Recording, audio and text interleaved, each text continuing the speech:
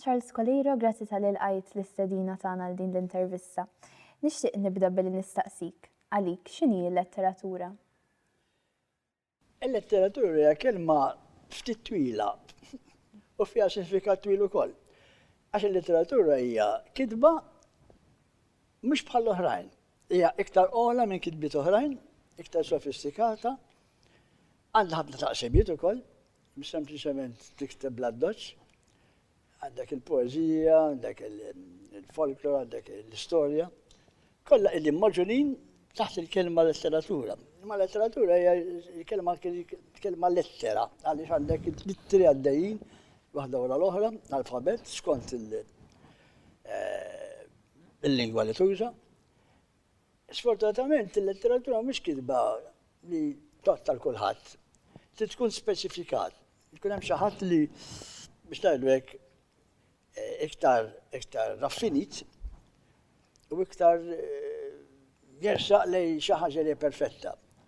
Letteratura hija kelma li tista' tkun biex ngħidu iġib ċertu firda bej il-popolin u dak li jistudja, però anke il-popoli għandu dritt ikun jaf x'in il-letteratura. Ġieli ktibs ġeneri oħrajn apart il-poeżija?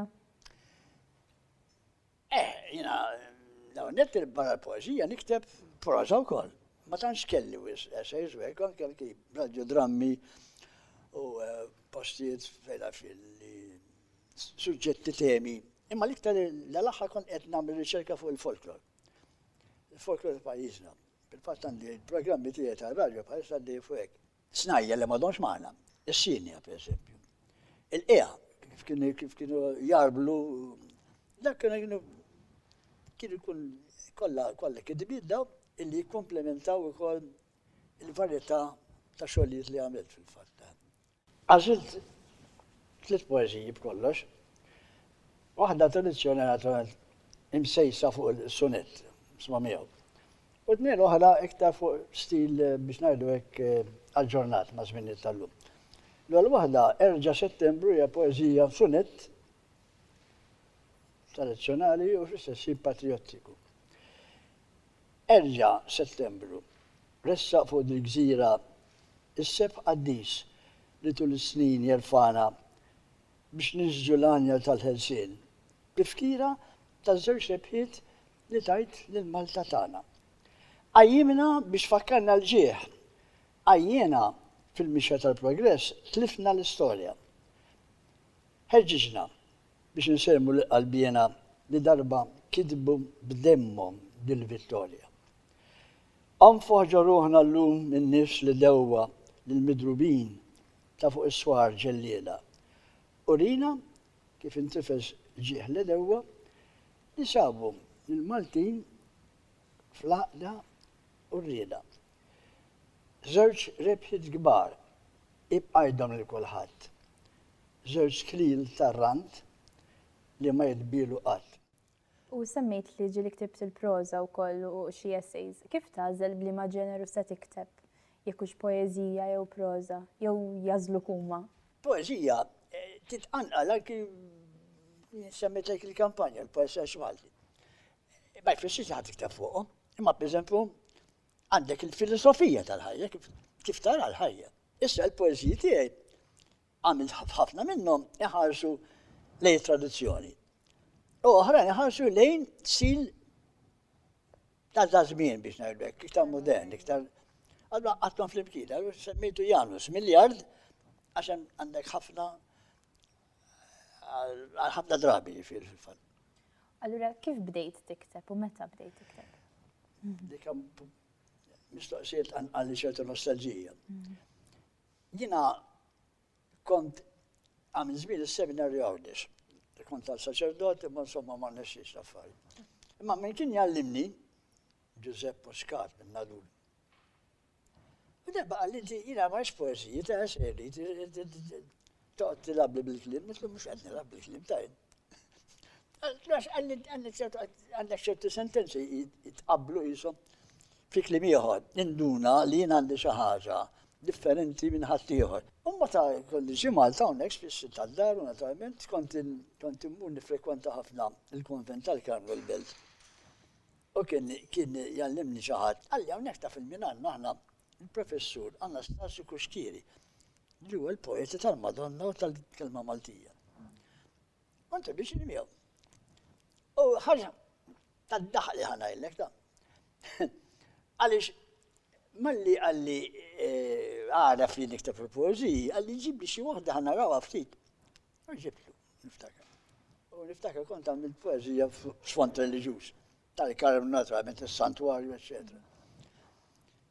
Għalli għandek xieġ kelmiet il-ranġum ta' u da. U dal-imbirek Kuxkiri, professur tal-filosofija fil-fat. Għamilt ħabta kont nħabbat l-bib tal-kamra ċella tiegħu u nġiblu l-poeziji. Darba għalli kelma. Għalli meta jikteb poezija ġara, u għal-qoma. Issa għandi żewġ poeziji oħrajn. Waħda minnhom ktib ta' Milux. Żmien tal-lum il-pandemija u għamilt biex ngħidu hekk xepp x'qed jiġri llum bil-Belt Valletta kif trasformat ruħha. U semmejta il-Belt tal-Baħ. Hawn f'din it-triq ewlenija fejn mill-paġni tal-istorja inħassu l-passi ta' mexxejja tal-ġnus. Illum id-delbiss tal-imoddi għadu jifakkar u bħerqa jbus it-tifkirijiet ta' din il-belt. L-imbniet minn ġentlomi għal ġentlomi u jisimha llum twaħħad mal-vojt ta' ħajja, nieqsa minn kull ġrajja. U jisimha rike fuq il-baħ ta' belt fantasma. U inti magħruf ukoll li kont l-ewwel president tal-Moviment Qawmin Letterarju. X'fisser għalik il-moviment? Fajtni lura, nostalġija. Morna lura issa. Il-Moviment Qawmin Letterarju twaqqaf b'xikka kif jgħidu bil-Malti. Dana kont naf ħafna lil-Joe A. Grima minn Ħarsabux. Kont nkellmu ħafna. U darba qiegħed niftakar sarja l-belt, qudiem li Gażilla Valletta. U kif ġie ma nafx ċara tajt miegħu biex ma nudrik. Għalli bħalissa għaw fenneżija ta' taħwit il-Malti kuħat teħbissieq. Żgħażagħ għadhom għax jafu x'nu Malti, għalli għandna bżonn nagħmlu xi ħaġa. Niftakar intqajna mal-pionieri, mhux waħdi għamel tali. Franz Hamut, Viktor Fenek, jiġdu mbagħad sar segretarju internazzjonali, u ntqajna flimkien, Charles Flores, dan uħud mill-ismijiet Mario Azzoppalli, ntqajna f'dar Ħarsabux, ta' Filip Xiberras. Mħallef. X'ismu Filip Xiberras. Kenna l-barka, u jiena pres li kon daqs waħda preżentur xejn ngħidu, nitkellem ħafna. Tellawna mal president, l-ewwel president. Imma konna nagħmlu affarijiet tali. Aħna l-idea tagħna kienet illi il-letteratura qegħdem, semmina letteratura fil-bidu. Il-poplu ma jafx li. Mela, min flak il-poplu jiġi għandna u nagħmlu l-letteratura, kollha mmorru għandu. Konna nbdew is-serati, niftakar l-ewwel waħda kienet San Pawl il-Baħar. Sedint lil-Malta Bams dak iż-żmien, Viva Malta, u Zanzlu, Viva Malta. Il-kanzunetta. U dak kien wieħed mill-mezzi tagħkom kif iktar twasslu letteratura inti niżbil tinkludu anke disċiplini oħra bħal-mużika fl-attivitajiet tagħkom, ġi ma kienx biss letteratura. Meta inkorporaw. L-iktar, il-moviment kien jinħass ma' kulħadd imbagħad, għax kellna gazzetti. Għax ħassejna il-post tal-poplu, il-poplu ħaslinna wkoll. U sirna nafu il-poplu irrida il-lingwa tagħna Maltija, però qatt m'hemmx il-mezzi. Darba minna battalija l-Arċes of Gwanze, per eżempju, fl-aħħar tal-xismu. Għalli xintom tħawdu, għadna xbata għalli xismu il-perjod tal-patrijiet Terezjani jem taġbiex. U jien ħajjartu, għatlu nġib il-nistijajjem, u naqraw il-poeziji, u niddiskutu mort anki nieħdu siltiet minn dik laqali Santa Teresa, per esempio, u San Juan ta' Salim. U da batalja provinċjal batalja l-isqof, tal-tienom bad. Ġifiri, illum il-ġurnata, jesiru serati, Akkademja Mużiku Letterarja, ma dak iż-żmien kienet tabu.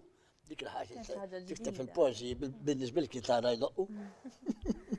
U jienu naqra dak li ktibt inti fil-klip Separju fl-2017, inti qed li darba minnhom Carmen Vassallo kien qallek li ta' bil-ħaqqa jimtu għal Malta.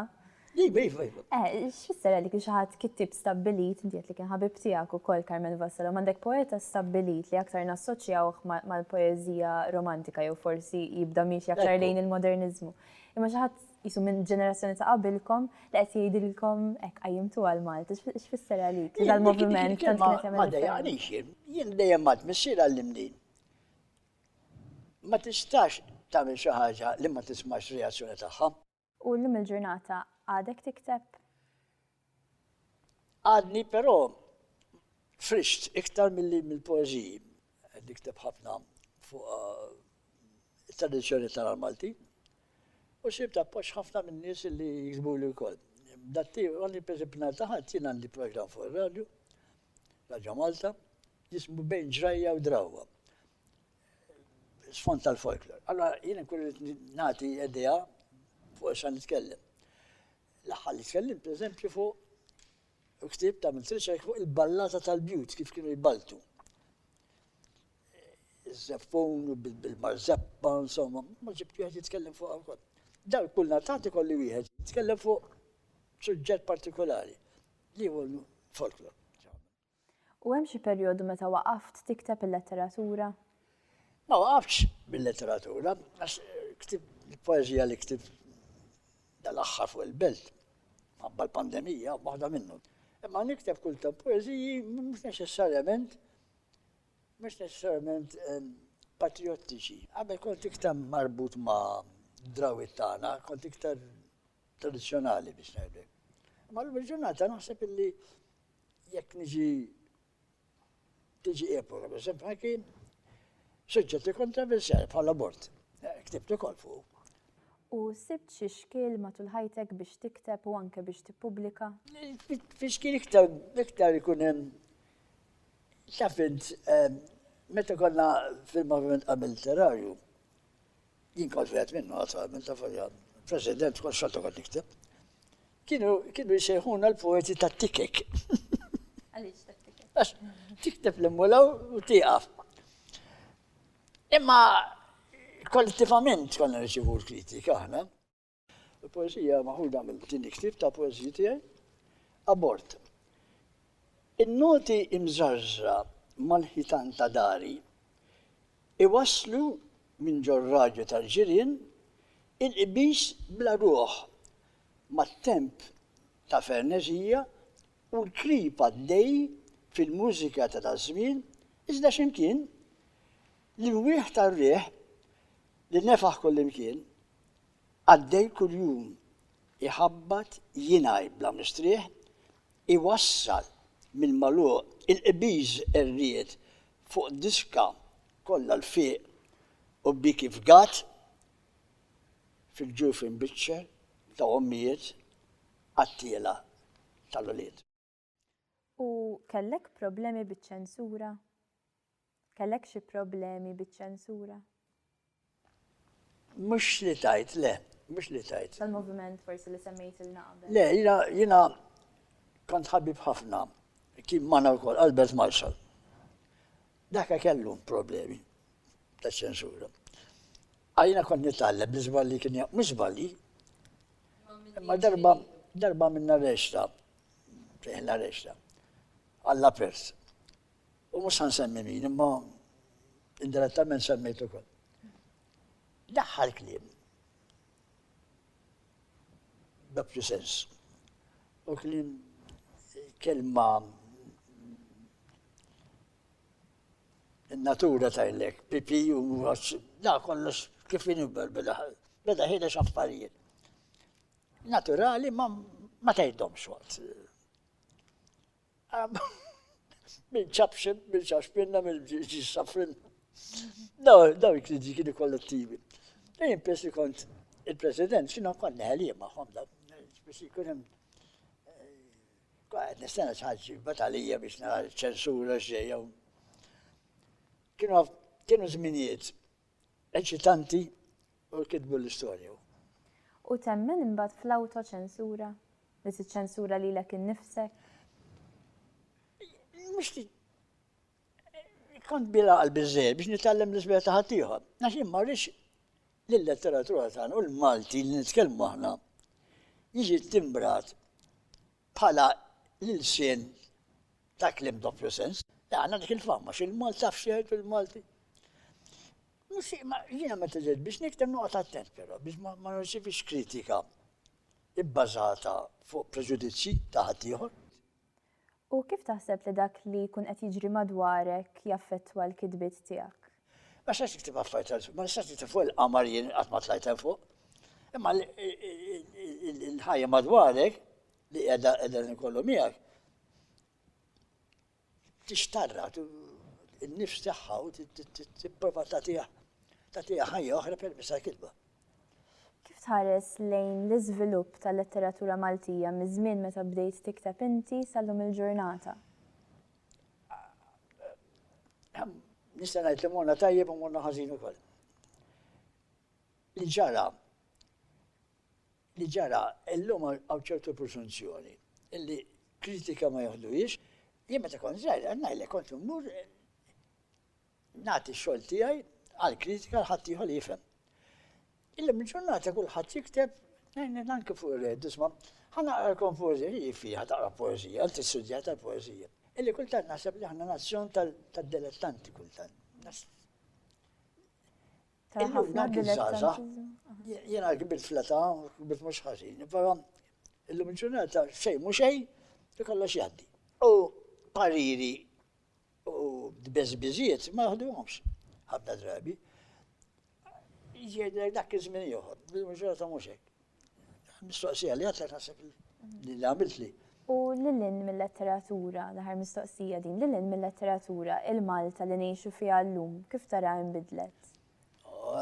Ftaħt li bibbera hawnhekk, il-Malti tal-lum sar ħafna progress, ejja ngħidu.